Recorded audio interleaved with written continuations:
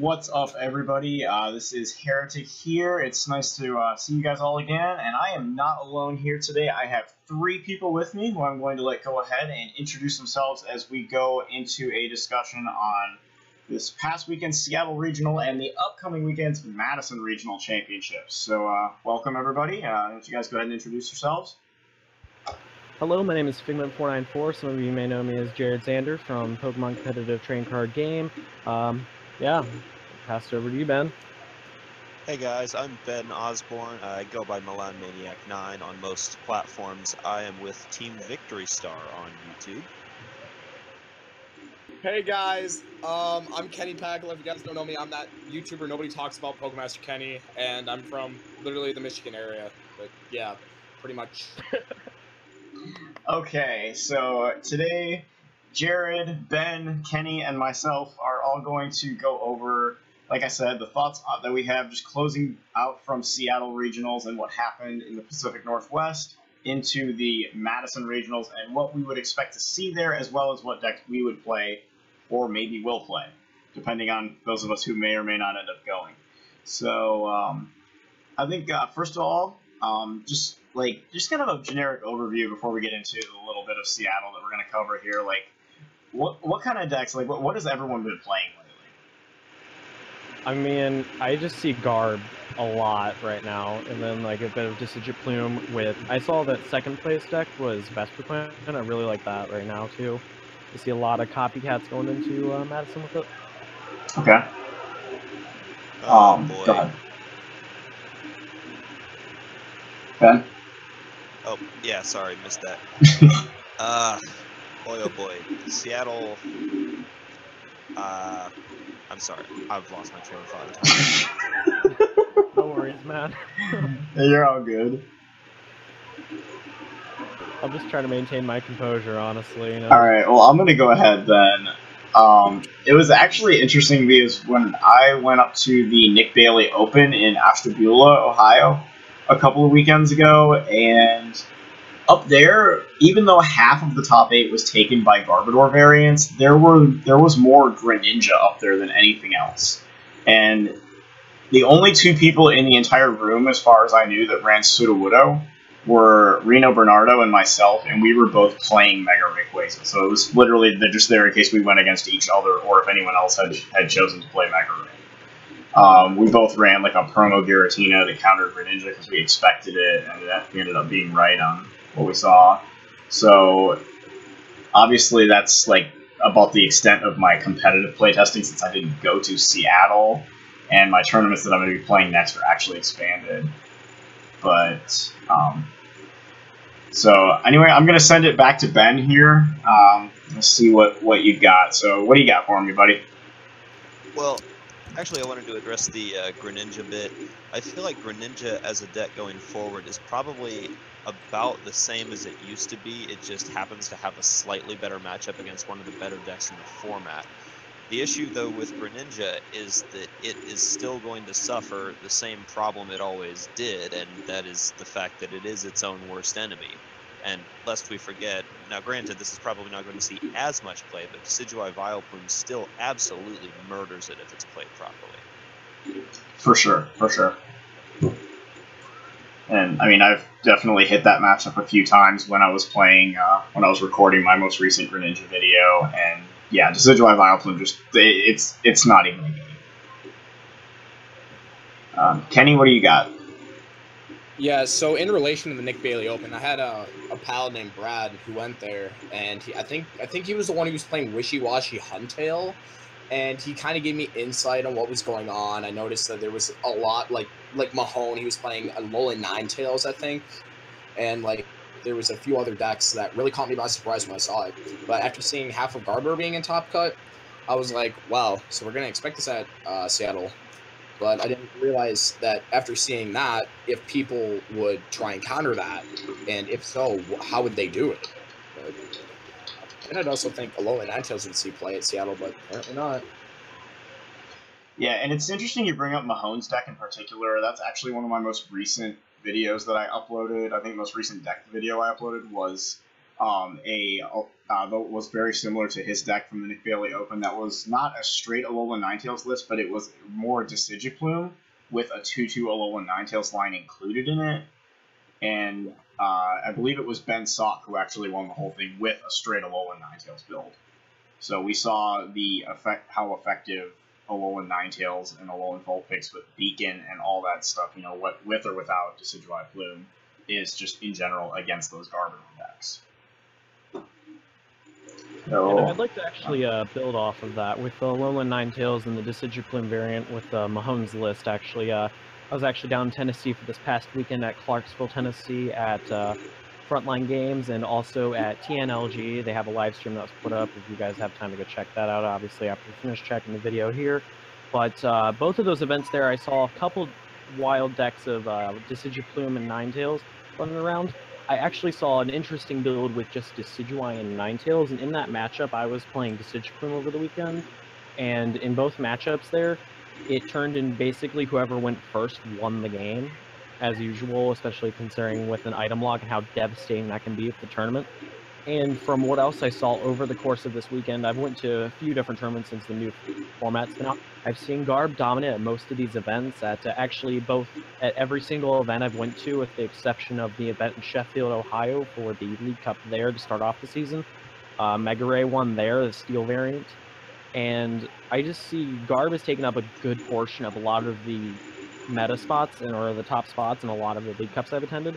However, I also see a lot of strong counter decks to it, such as Waterbox and others that have a good match against Garb to begin with. Okay, and that's actually, I think, a really, really good place to lead into the next thing that I really want to get into, which I already mentioned, which was the meta from the Seattle Regional.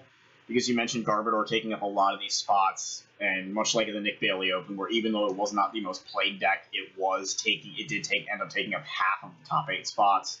Now, from what I heard at Seattle, it was not only the deck that took up the most spots in Day 2, which was an overwhelmingly high number in my opinion, 24 out of the 32 Day 2 spots taken up by Garbodor variants, but really just that it seemed like a lot of people just ended up playing Garbodor. Like, the field was so heavily Garbodor, more so even than we saw from Night March a year ago, from what I was hearing.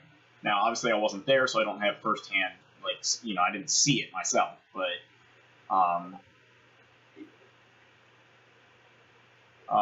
so I think that just kind of going forward, what are you guys' thoughts on this meta and on just what happened? Do you think it was just it topped so much because people played it too much, or I shouldn't say too much, but because so many people played it, or because it really is just better than every other deck in the format? Ben, do you have some thoughts on that? I do. I think it's actually a combination of those two things. It's definitely, if a deck is 50, 60% of the field at a tournament, it's going to do really well. That's just simple mathematics. But at the same time, I do think it's a really good deck. I think it beats a lot of things. It's a very fun mirror match. It has a 50-50 matchup with most decks, if not better. I can't think of anything off the top of my head besides the mirror that it really struggles with. And the weird thing about that is that it opens up a lot of possibilities for off-the-wall deck ideas to potentially target that. If the meta is so saturated with Garbodor, like it was at Seattle, then that's going to open up the door to a lot of decks that wouldn't normally have an opportunity to do well. And I'll talk about that one specific idea a little bit later on, but let's keep it on this for a moment. Okay, and Kenny, did you want to add on to that? Yeah, so after looking at Seattle and all the cut, I'm like, okay, so what variant's actually doing well? I'm seeing the Rainbow build with Brad Curcio. I'm seeing the Magnum base with Ninamoro and Chen. And then I'm seeing, no Drampa whatsoever in the list. I think there was, one without Drampa with Evolutions, I think that one was. And I want to know, is which variant's the best? I mean, he was kind of proving with Sam Chen, but do you think people are just going to start playing, Espeon to counter the mirror match, or do you think Espeon doesn't do anything? That's what I've been wondering, but I just never kind of tested it. Okay, and I would actually argue that Espeon does not counter the mirror match. I would argue that it does, in fact, the opposite. I think Espeon really severely damages your mirror match, because Espeon itself is vulnerable to Garbodor, meaning that it is only really an asset in the early game if you haven't played very many item cards yet. Once you've got like 3 or 4 items in your discard pile, it's basically useless, because you have to figure if you have even 1 or 2 Pokemon tools on board, then all they have to do is field blower you, and then they can easily be one-shotting the Espeon due to its weakness to Psychic type. I mean, 5 item cards is enough. 4 would be enough if they have a choice band, because they would only need to hit 140 then. So, you know, when you're talking about 40 damage per item card as opposed to 20, I really feel like it does damage that matchup. And the other evolutions don't help in that matchup either. Drampa and Tauros are both weak to fighting, so, you know, hitting for fire, lightning, or water weakness isn't really doing anything there. I think it's more to cover other decks, maybe to help out with Decidueye in particular, which could be a little bit awkward if you can't get the Garbotoxin online. And personally, I would think that just the straight Drampa build, the Rainbow Energy is fine, the Magma base is okay, you can go that route, or you could even go like Parallel City. There's a number of different stadiums you can play in the deck. I know I've seen some Altar of the Moon in there as well in some lists, and the Rainbow Energy can suffice there on its own. I do think Drampa is the superior choice over Tauros in this deck, just because it is able to hit a flat 150. It's not relying entirely on what your opponent does, which is something Garbodor already does. It is a very reactive deck. If your opponent doesn't lay item cards down, then you don't really have a damage output, so you really want to have something else you can do. So I think Drampa being able to lay that solid 150 damage down, as well as being able to discard special energies with its first attack, or simply use its GX move to draw 10 cards, which not only gives you a huge hand that forces your opponent to play an end most of the time if they're able to, but it also, you know, opens up a situation where you can play other supporters like Hala, where you can shuffle in and draw 7 because you've just GX attacked. So it just opens up more options, I feel like, and makes the deck more versatile overall, as opposed to having to play something that will really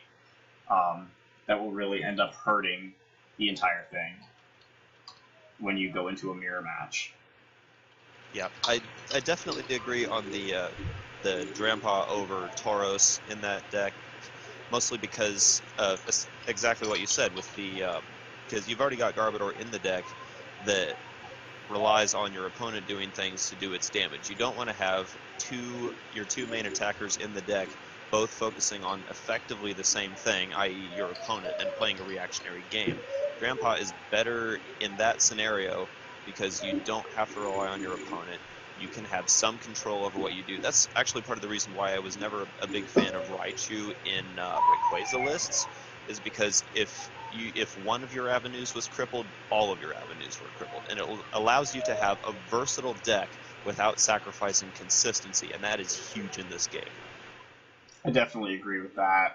Consistency is always going to be king, and I think you make a great point in comparing it to the Raichu thing in Rayquaza. And that really just, I don't really have anything else to add to that. Like, I think that you pretty much hit the nail on the head. Jared, did you want to add something? A few things. I'm gonna try avoiding Mega Ray, since that's sort of my child a little bit here, Raichu and all that. Okay. I ran the first quarter of the season. But back to Garvin, like you were saying, Hala and whatnot, going for the 4 cards. I actually played it during one of my matches through Swiss over the weekend. I only saw a few. I played a total of 6 Garb players with my Discipline deck, and I had an overall record against it 4-1-1. And this was best of 3 Swiss throughout the entire course of the weekend. And I saw quite a few of my opponents that were playing Hala or whatever. It took away a lot from the consistency of the deck, which, going over back to Sam Chen's list, the winning deck from Seattle Regionals, ran 4 of N and 4 of Professor Sycamore, and only ran, I believe, 2 or 3 tech supporter cards. I feel like now I'm just like to ask an open question here. What tech supporters do you see being thrown into some of these Garbodor decks going into Madison for this weekend, potentially counter for the mirror or to tech against other matchups such as Decidueye or Gyarados and whatnot going into the weekend? Delinquent. Delinquent? Okay. That's definitely a really solid card that seems to have kind of fallen off the radar. I know Eric Gansman for a while always said that he didn't want to play a deck that didn't run Delinquent, just because you can beat opponents who maybe misplay or forget about its existence, and just by dropping their hand all the way down to 0, because that essentially wins you the game. Yeah. Kenny, did you want to go ahead and add to that? Yeah, so about Delinquent, I just kind of like it. Like, in my original Garb list, even though, like, I made it before Guardians Rising, I ran 2 Delinquent, which may sound crappy, but the fact that you can instantly discard your opponent's hand, and if they were holding on to item cards, they're going to be forced to discard it, so there's more damage you can add on to it. So I think a single Delinquent tech without your opponent knowing, the most likely they're going to be burning their resources like fairly late in the game, and eventually you're just going to get them with a Delinquent, and what are they supposed to do? They can't really respond with a response card if they have no hand or anything to really put onto that.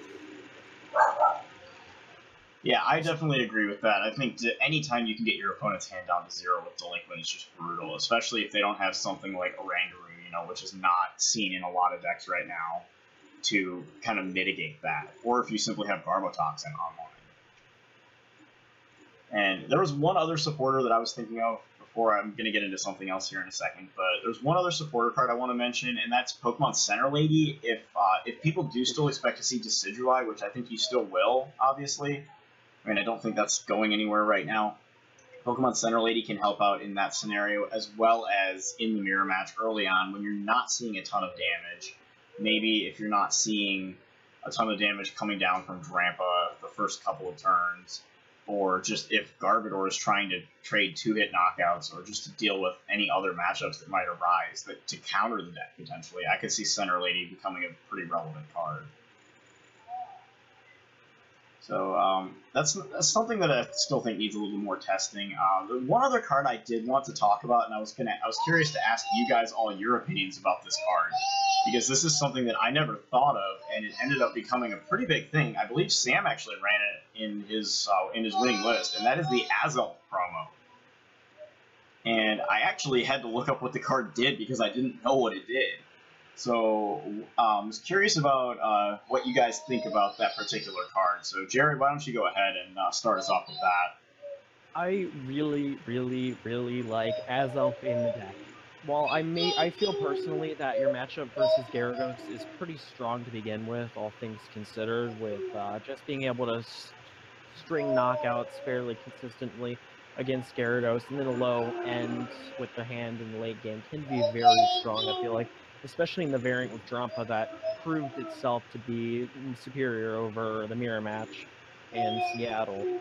And I feel like Azelf, honestly, with 20 cards on the bench against certain variants of Gyarados, where they were teching in the Machoke to try and mitigate those kind of attacks and the damage counter placement, I feel like Azelf can have its usefulness in the event where the Machoke does not get set up. Otherwise, I honestly see it as a dead card in most games, and apart from spreading damage on your opponent's side of the field in a mirror match, I don't see real purpose to it. Okay, and Kenny, did you want to go ahead and add on to that? All right. So yeah, in relation to Jared and Steve, I feel like I had no clue what Azelf did, of course, because no one has played it or even brought it up before. And people knowing me around my area for like playing Mega Ray, I wanted to throw in Hoopa just to kind of Gyarados. But in the same fashion, it's like, oh well, who's going to play Gyarados after seeing these Azelf attacks being more popular? Especially because it's just a hex away from losing all their Magic cards to one single attack, to taking 4 prizes. So I feel like Gyarados will see a lot less play just because Azelf would be. I still feel like people will slowly start to whittle away from Azelf because of all the hype of Gyarados. But it's just like one of those kinds of situations where, oh, I'm gonna play Gyarados this one turn. Oh well, you're playing Azelf, so I might as well go switch to like Micro Ball or something like that. So that's what I feel on it. Okay, and I think that's a pretty good point. Now, an interesting thing with Azelf is that I've noticed that a lot of Gyarados players who originally were trying to run Machoke to counter off stuff like Decidueye and spin attacks and stuff like that. I know a bunch of people I talked to decided that Machoke was too clunky as another Stage 1, so they opted for Mr. Mime instead. Mr. Mime will not block the Azelf, so they won't even need a Hex Maniac, really. At that point, the Magikarps would just be KO'd. if they do opt to go the Machoke route, then yes, they would still need to Hex. But just the fact that a Hex away from losing all your Magikarps just absolutely cripples the entire deck.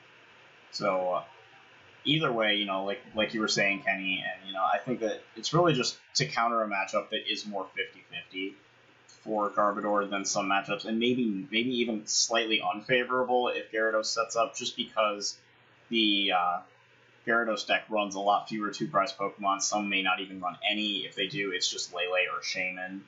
They don't have Drampa or Tauros or things like that, typically, that will take up 2 prizes if they get KO'd. Jared, did you want to go ahead and add to that?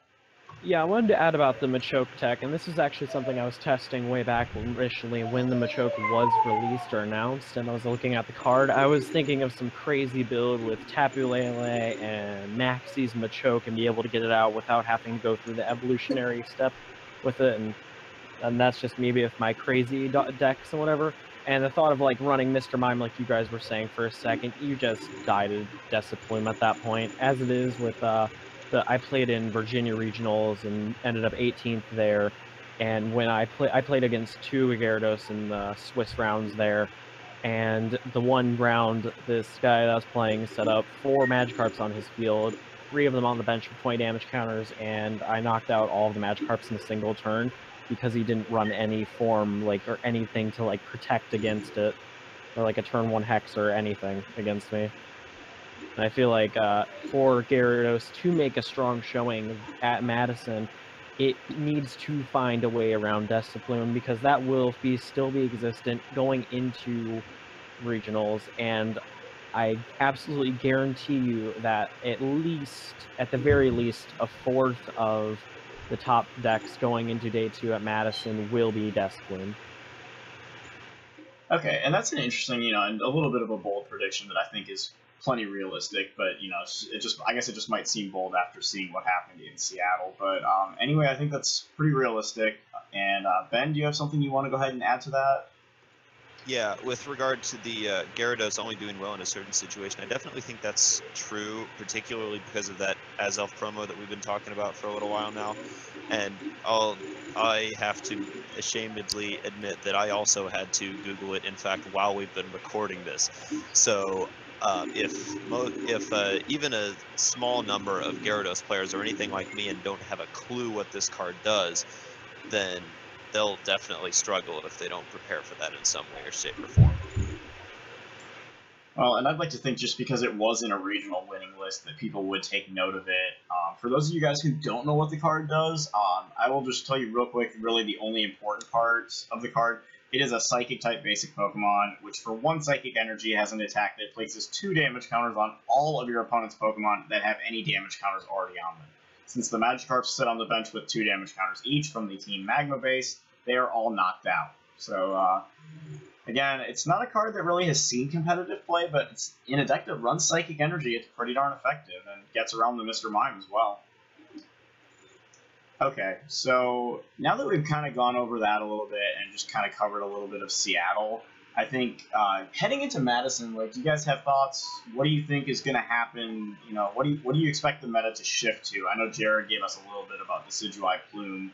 He expects at least a quarter of what happens in the top or in Day 2 to end up with Decidueye Plume. So, since that's already been given to us, Jared, why don't you go ahead and elaborate on what you expect to see as far as the meta shifting, or whether or not maybe it'll stay the same?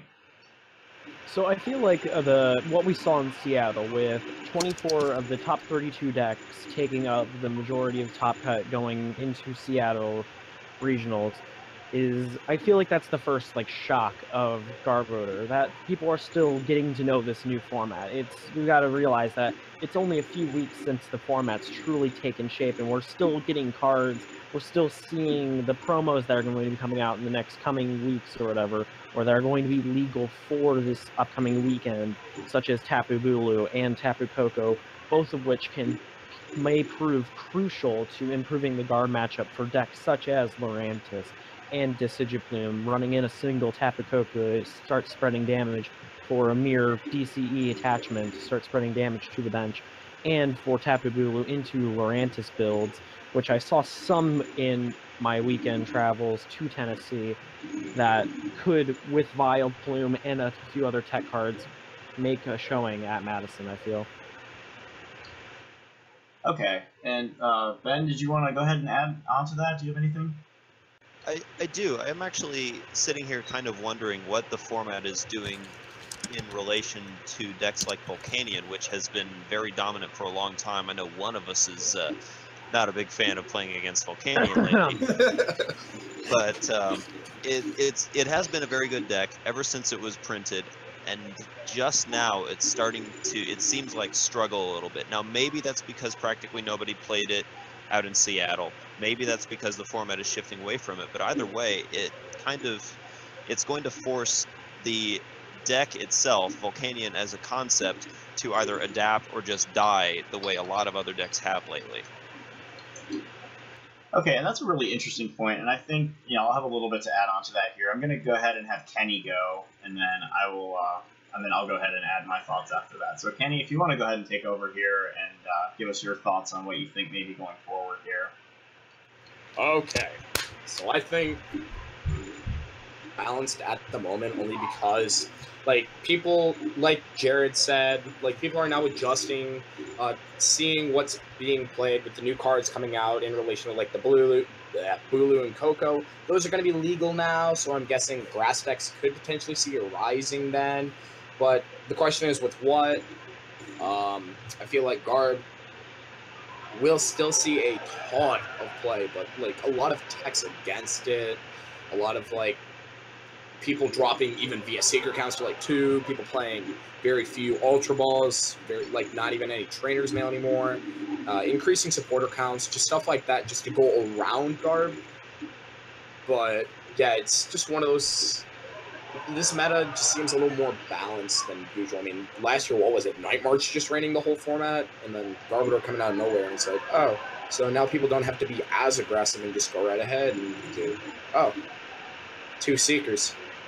Okay, I'd like to follow it up, actually, with a little comment regarding, like, last year's play. And we saw dominant decks like Night March taking up most of the season. Honestly, this season I expected a lot of Deciduous Plume to take up most of the format, which, as we saw throughout the past season and events, obviously throughout, not lately with Garb making the surgence and play and whatnot, but I still feel like Deciduous Plume still has a strong stance going into this weekend, and that's just because I'm a Deciduous Plume fanboy here. But the biggest thing I see with just general play as a whole is people playing a little more conservatively. I know, like you said, dropping cards down to like less Trainer's Mail, less Ultra Balls, just less cards, maybe dropping some consistency elsewhere, but being more conservative in their play against things such as Garb, with just conserving item cards, and playing more things like in Mega Ray, my best example, you could play a what's it called? Pokémon Fan Club, and that would allow you to go for a Hoopa and a Tapu Lele and things like that to allow you to set up while still being able to play consistent lists of cards. And like, obviously we'll get more into this later, but Mega Gardevoir could be a very strong play for this upcoming weekend because of its ability to run without as many items and be more consistent. Fan Club and Mega Ray, is that consistent?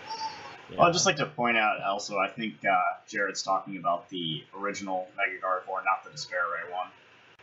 It could go with either or, actually. Yeah. Sorry, I should have specified. Yeah, I actually wanted to follow up on the fan club thing because, as I mentioned with Volcanion having to adapt to the format changing and all, I wanted to mention that a lot of the testing I've been doing lately has been with what at least so far has been a pretty bad Turtonator Volcanion list.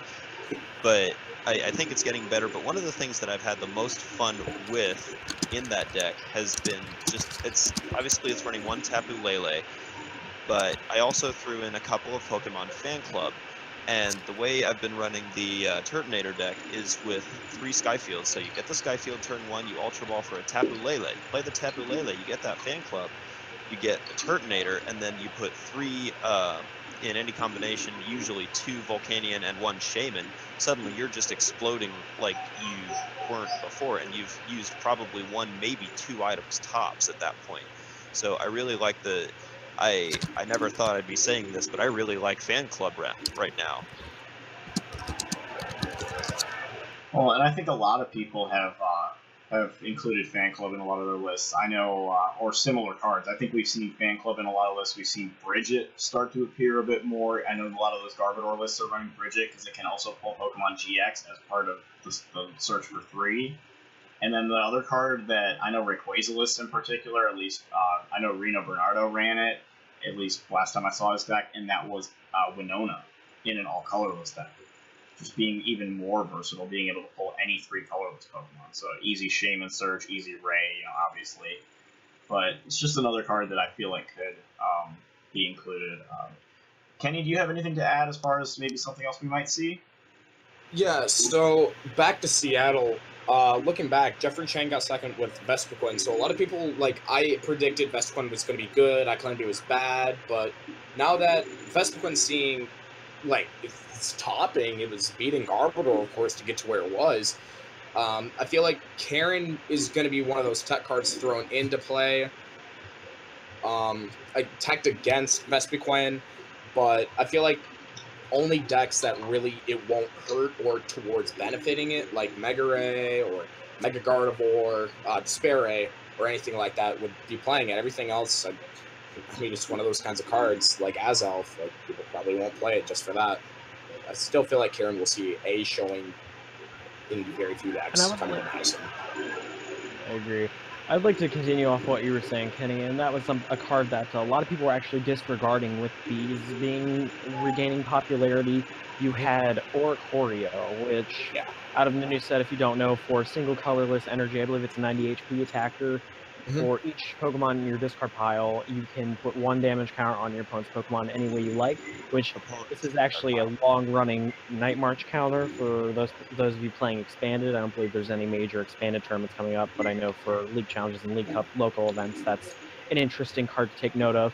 But in Standard, in regards to Vespiquen and its resurgence, and actually, I believe Steve and I, we were playing on stream not too long ago, and we were actually testing almost an exact list of what made second place in Seattle Regionals, with the Bees and Zoroark and a few other TAC cards here and there was the only difference really between our lists.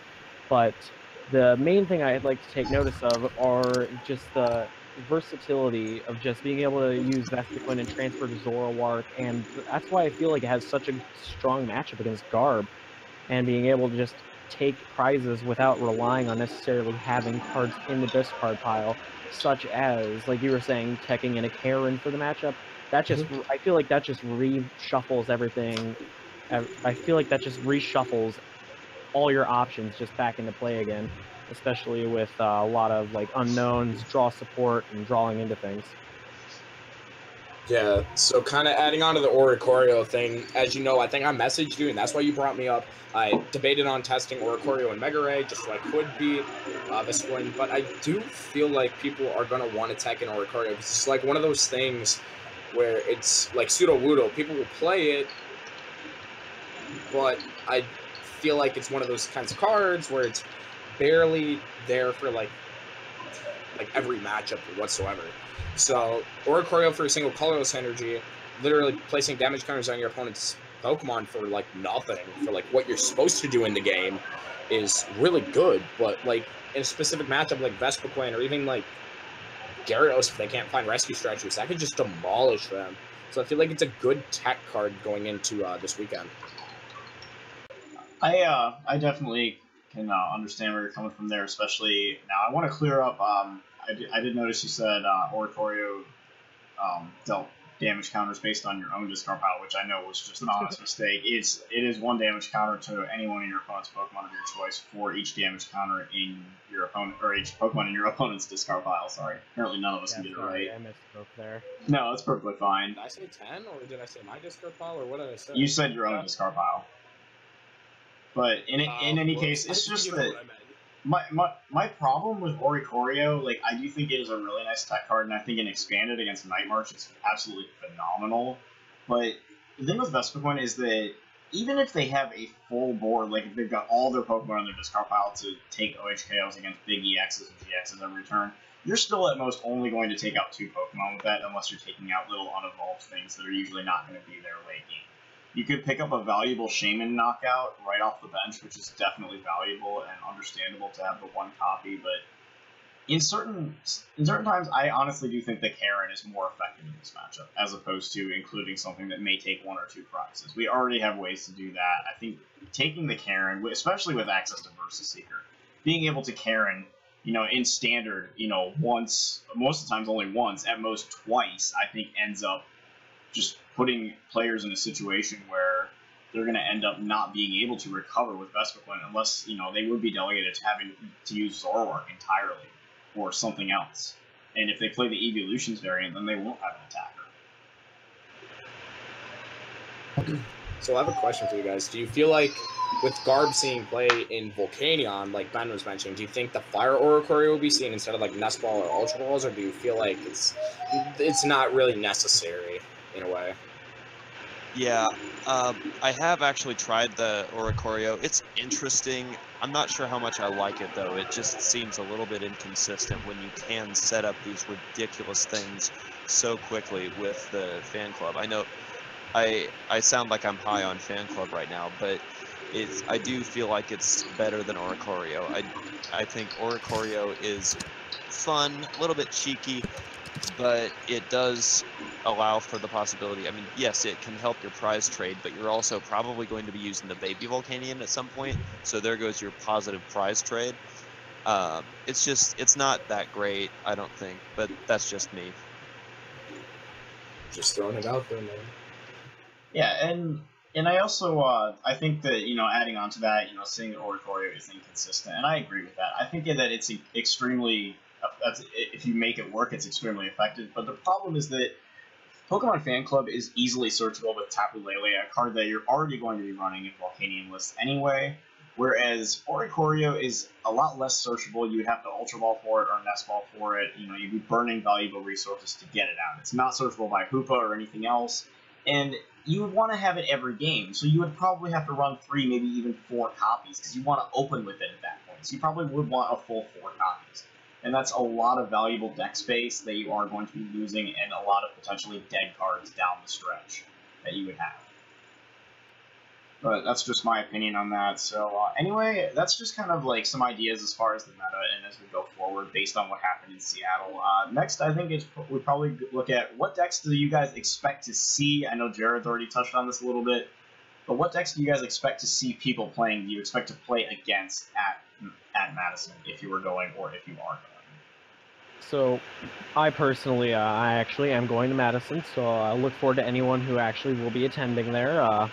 Safe travels if you are attending, and for those of you not going, there will be a Pokemon live stream for that, and I hope that'll be really entertaining to watch. I heard there was a lot of good commentators for that they've got lined up, and honestly, right now, based off what Seattle's played is right now, in how basically the breakdown was of the meta for Seattle 24, again, we've reiterated this is a lot of the dominance of Garb going into Seattle and potentially going to make, again, a strong performance in Madison.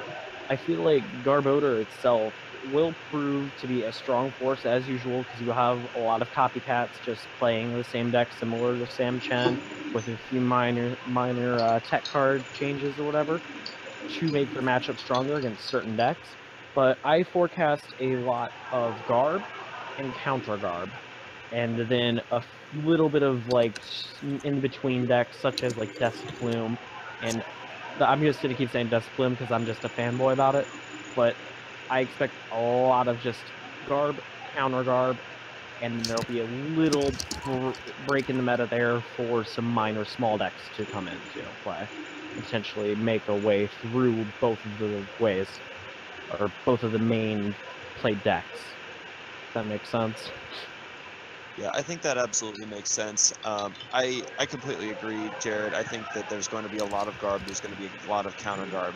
I do think, as I said earlier, that there's going to be a door open there for a deck that maybe didn't do so well before, but might make a resurgence because it has a decent matchup against Garbodor.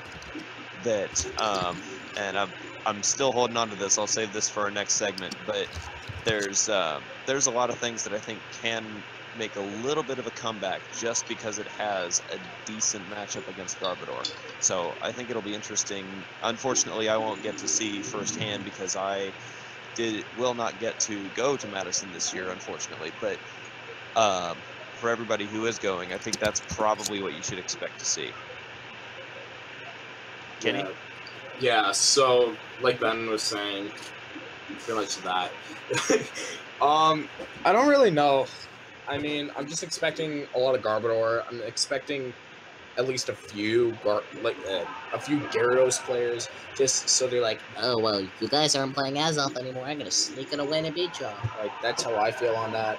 I feel like Greninja. Oh my God, is Greninja good? Like I feel like we were talking before, like it plays itself in a way, but I still feel like it's good just because it has a fair matchup against Garbodor because you can just Fisherman your energy instead of like energy retrieval, and like it's like 50-50 around everything else. I mean, just popular, then I'll eat my own words and say Greninja's terrible play. But if you don't mind me adding here to Greninja and whatnot for this weekend as a potential big play to come into the thing. I actually faced a couple Greninja matchups over, not in Tennessee, but over in Sheffield, Northeast Ohio, where Greninja apparently is like the biggest thing up there. And I was playing Desiplume at the time. Greninja versus Desiplume is not a loss. And I did not find that out the hard way. I 2-0'd my opponents very easily with Desiplume against Greninja. But with Greninja's access and quick, speedy access to Shadow Stitching, and be able to turn off the extra cards, the extra Feather Arrow, and in a variant where they're just purely running Rainbow and Special Energies, I feel like teching a couple Enhanced Hammers into the list could make Greninja a very strong play, and with cards people like to say how Giratina and a lot of decks can turn off Greninja, I feel like you could very easily run Silent Lab and take away that bad matchup altogether, and I feel like Greninja could be a very solid play for Madison this weekend. Honestly, I'm just waiting for that one-year match to happen where one player plays Rough Season, one plays Delinquent. It's going to be so great.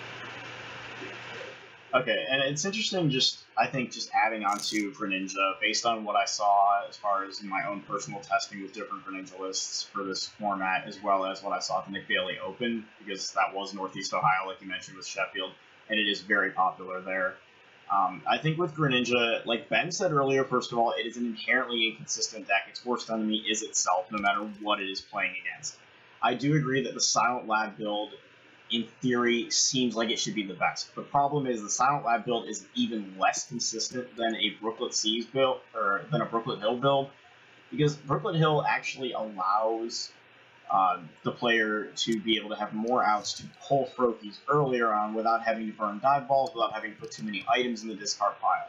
Cards like Max Potion, which are also usually needed for this matchup to prevent Garbodor from just straight up OHKOing their Greninja breaks or two-shotting you.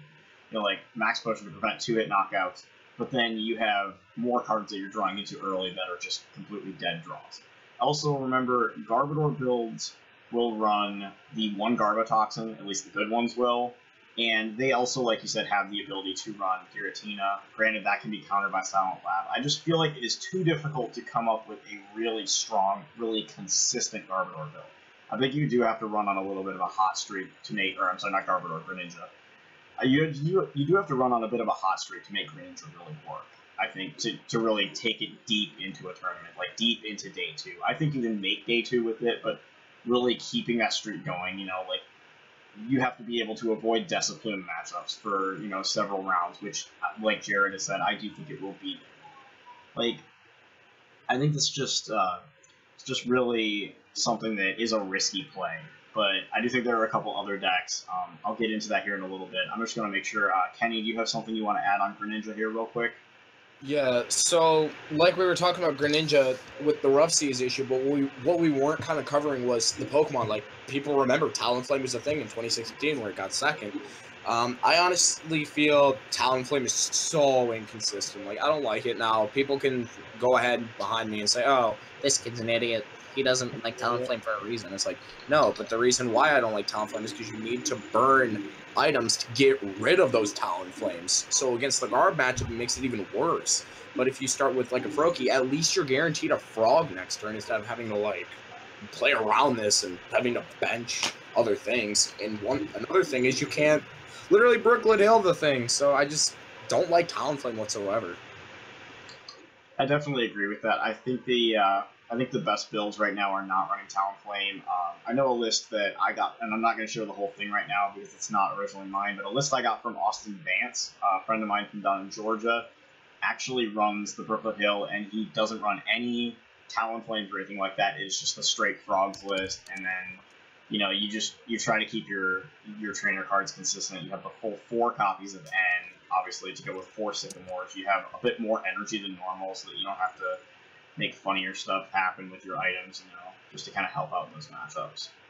And the last thing I would add on Greninja is that a build that I saw piloted by Chris DeRocher at the Nick Bailey Open, the only Greninja build from that tournament to make top 8. He ran the Silent Lab version, and he also ran 2-team Flare Grunt, as opposed to running Max Potion, which was really interesting. So definitely something that I just felt was worth mentioning, something that could be a bit unexpected, and if people aren't ready for it, could definitely end up doing really well. But I still feel like Greninja needs to run incredibly hot, luck-wise, as well as, having a skilled player obviously piloting it and hitting the right matchups, just like any deck, to be able to really run deep into a tournament like that, especially something as large as regionals. As we're going to go forward here, we've talked a little bit about decks that we expect to see, a bunch of Garb, Desaflume again, and then some Greninja, maybe some Gyarados.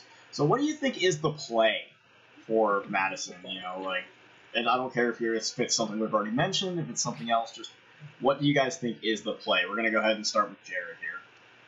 All right, so a friend of mine, James Arnold, actually, at the League Cup in Tennessee, ran Mega Gardevoir over this past weekend, and we were actually talking about this while we were standing around, actually on stream. I think they caught half of what we were talking about, like tech cards and whatnot, but that's kind of irrelevant.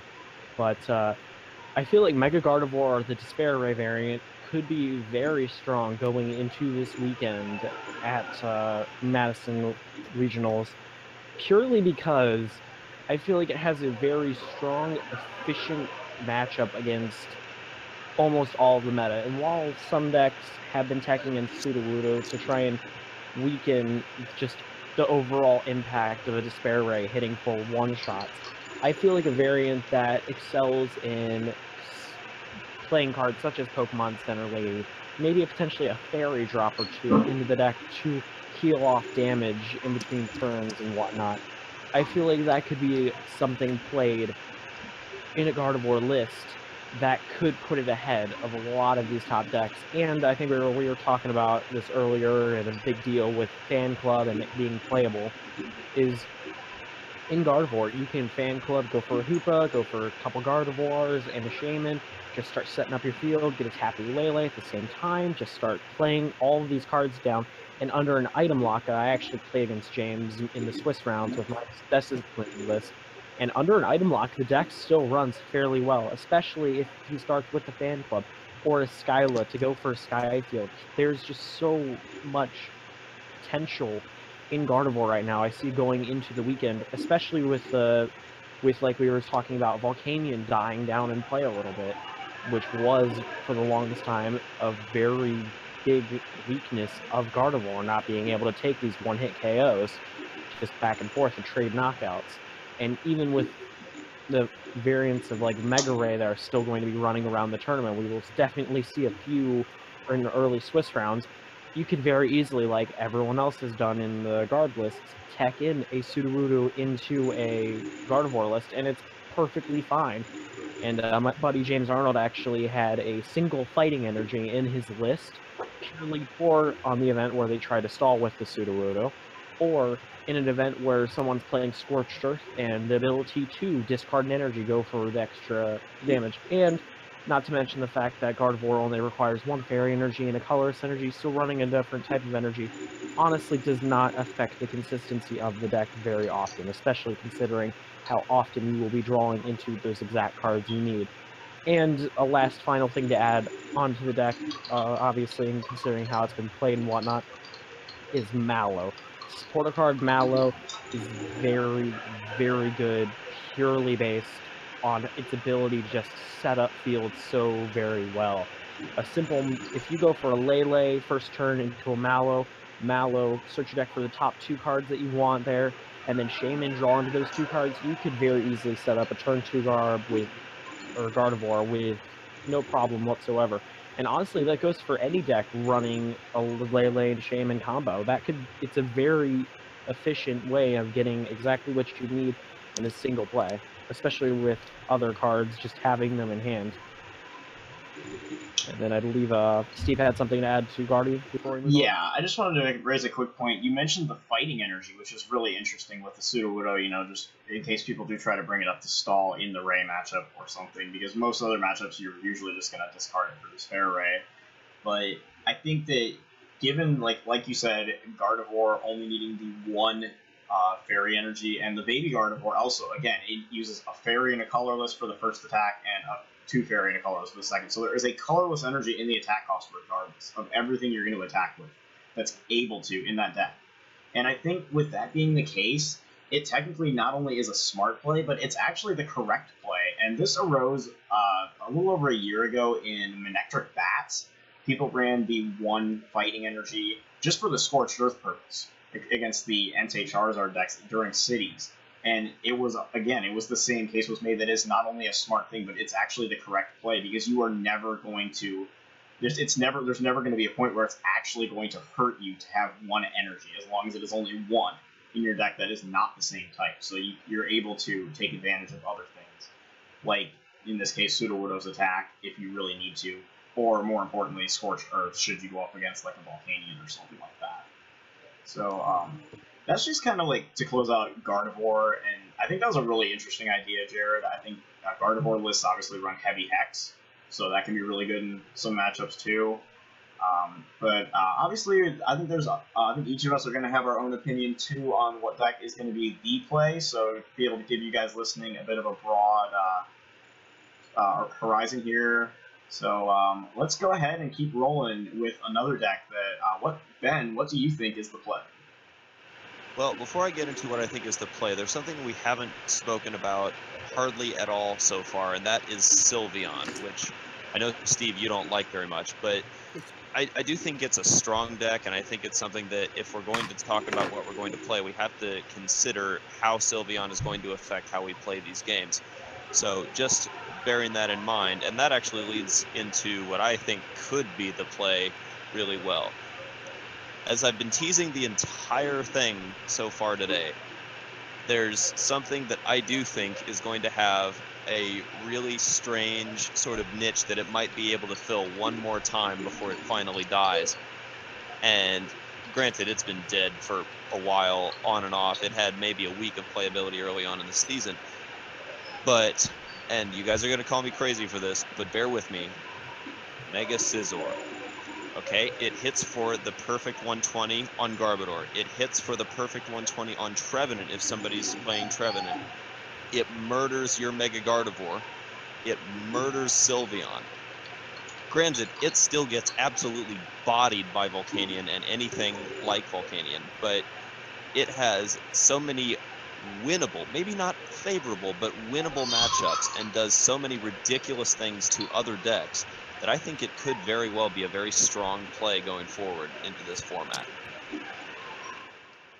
I definitely agree with that, and that's really interesting that you actually brought up Scizor, because that's a deck that Alex Cook, my buddy from up in Washington State, who actually attended the regional in Seattle, mentioned to me, and that is that in a meta that is full of Sylveon, and more importantly Garbodor, this is a deck that can have field days with both of these matchups, and can also handle plenty of other decks. You can put the Giratina in there if you want to deal with Greninja.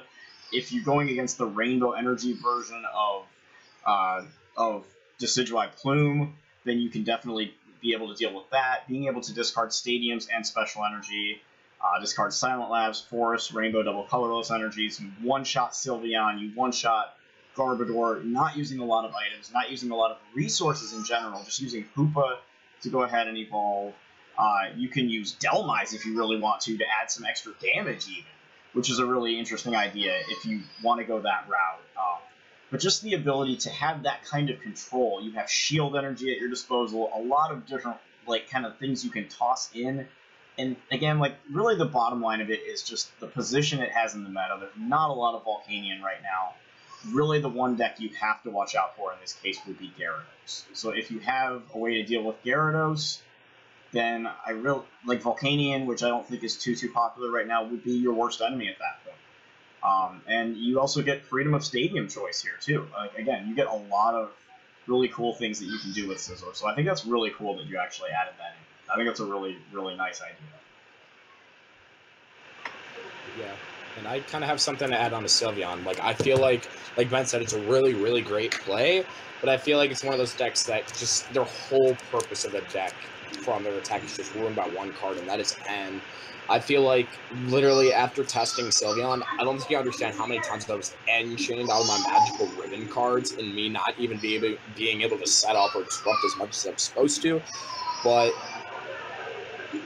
like it's really good. It's just one card that everybody plays is used to literally beat it or play itself, pretty much.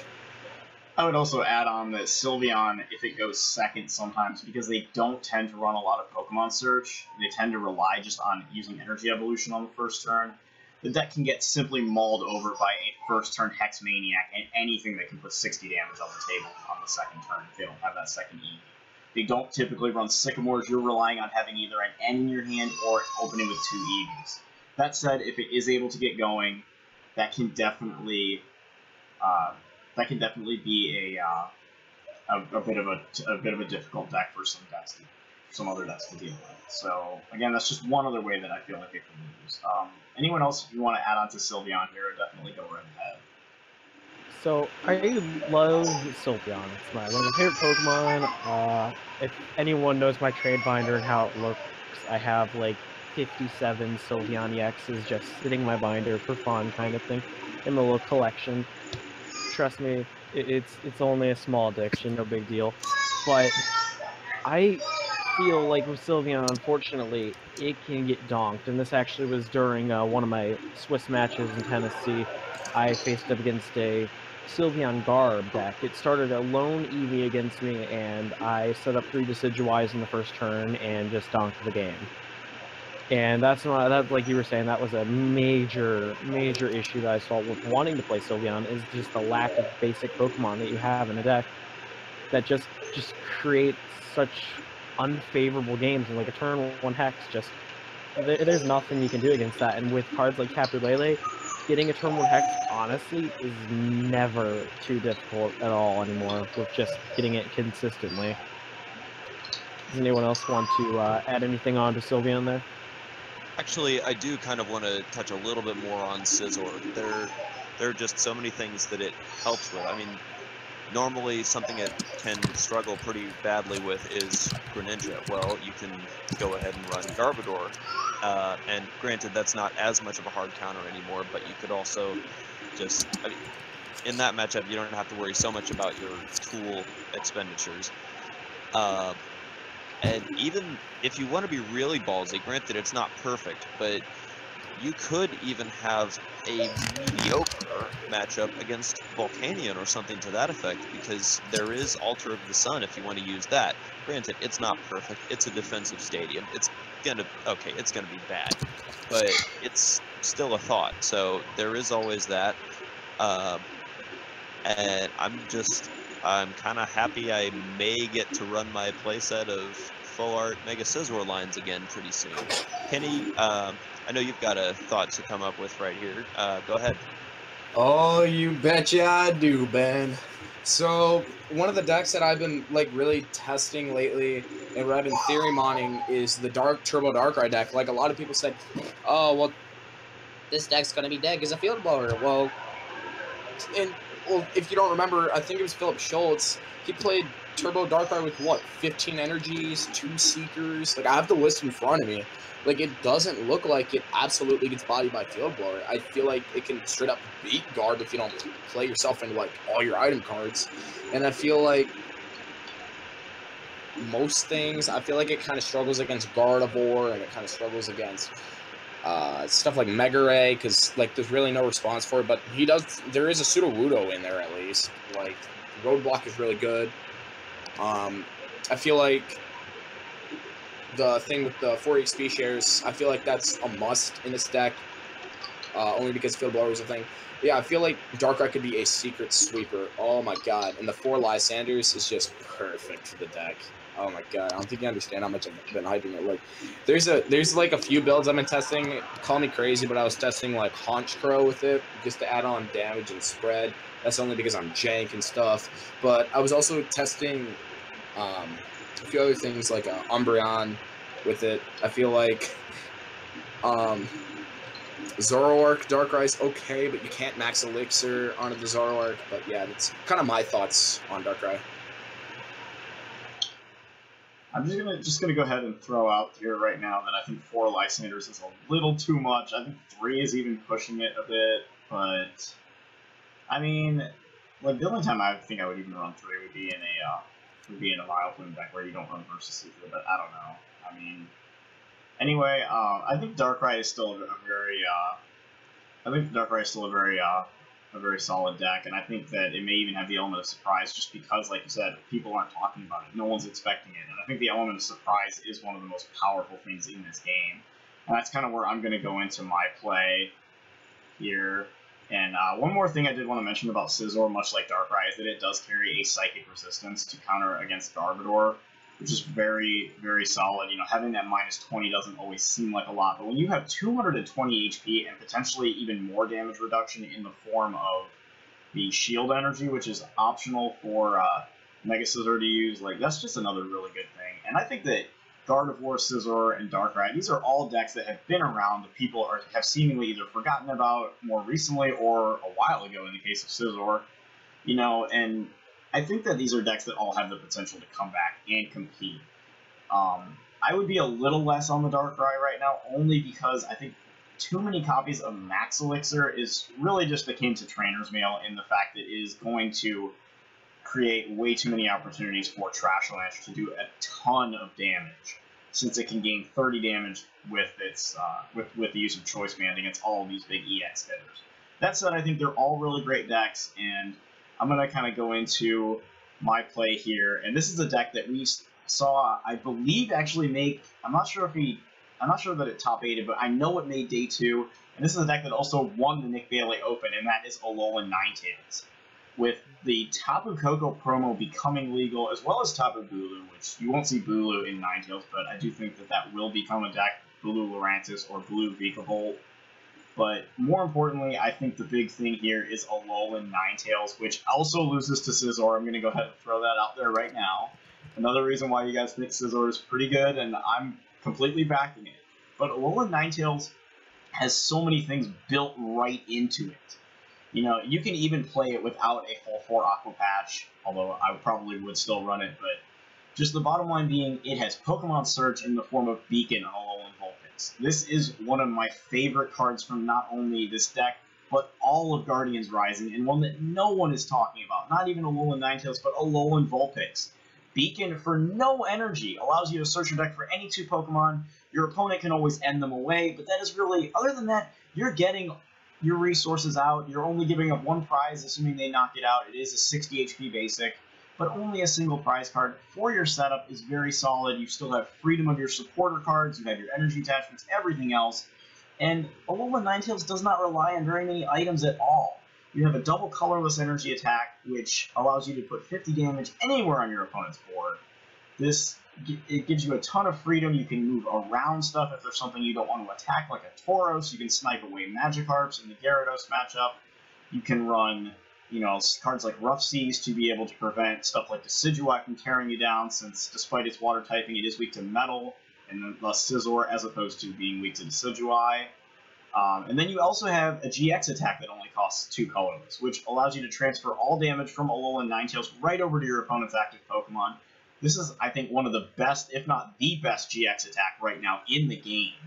Absolutely incredible, extremely underrated, and so this is a deck that I think is going to see a ton of play going forward, especially if Garbodor remains a threat, because it does have such a great matchup with Garbodor. And then, of course, you have the big attack for 2 water and a colorless, which does 160, discards 2 energy, so you can just discard a double colorless off it if you want. With a choice band, you hit 190. You also have Tapu Koko, which, as we mentioned earlier, for a double colorless, spreads 20 damage everywhere on your opponent's board. Another great card for this deck to be able to set up finishing knockouts with the Alolan Ninetales, and it also is able to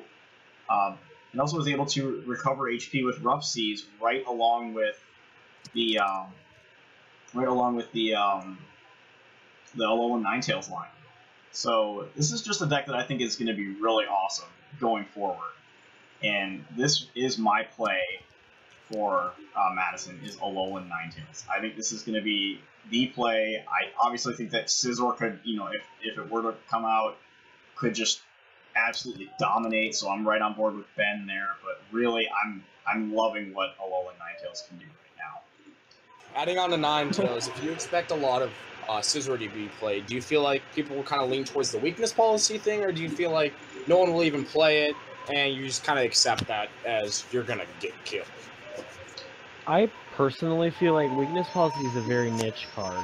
Now, in a format where a card is dominating, for example, let's say Volcanion was dominating the format, Scizor would obviously run weakness policy. Now, in a game where if there's only a few decks out there that do have weakness over you, and those decks come few and far between, I feel like it's not worth wasting the card and dropping some consistency elsewhere just to cover one matchup. And I feel like that can be argued either way, to where, yes, while it could increase that one matchup, what if that's the matchup that you see the most? Maybe you hit a bunch of bad matchups that day.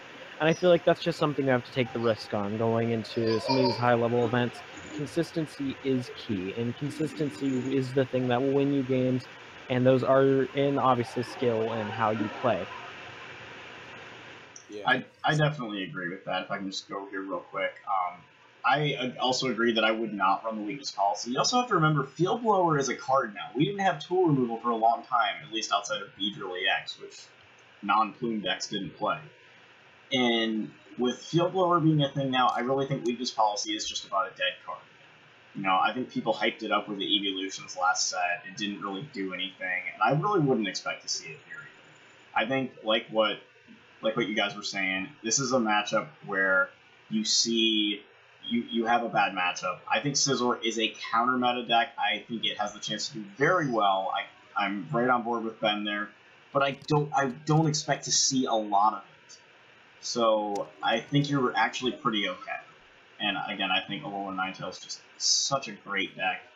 Obviously that's my play, so I'm going to say that. But, I really just think that you just kind of take that one matchup, you take your lump there, and you really do really well across the board elsewhere.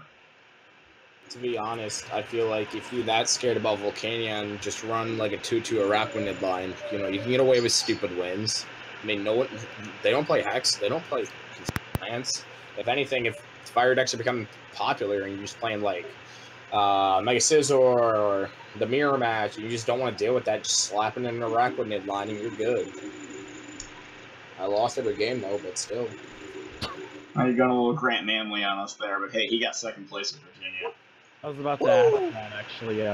What do you guys think, based off of decks such like Grant Manley from that Virginia Regionals debacle with that fun deck that I got to play against in round 4 of Swiss that I just scooped to because I wanted to go eat lunch playing Discipline at the time? Yeah, that's one way to play it. Oh no, I told him, you start double Wobbuffet scoop in this game. He started double Wobbuffet scoop, 1-8. I'm out of there. I'm not playing that game. It's not fun. But what do you feel like the possibility of having a deck with quad Wobbuffet or some major disruption deck? Do you think that could exist with Garb being such a powerful card in the format, considering most Garb decks run roughly about 11 to 12 energies? Yeah, I feel like Disruption is super good.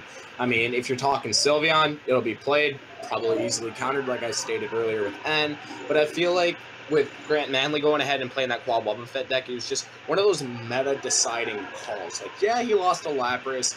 Lapras was around to begin with, and everybody thought it was a pain in the butt to begin with. Like, it's one of those kinds of situations where if you feel like the meta is going to be super aggressive, go ahead and play Disruption. But if you feel like it's going to be item lock filled or not so aggressive and slow, then I don't feel like it could be niche, but it's a niche call. I'm just going to leave it at that.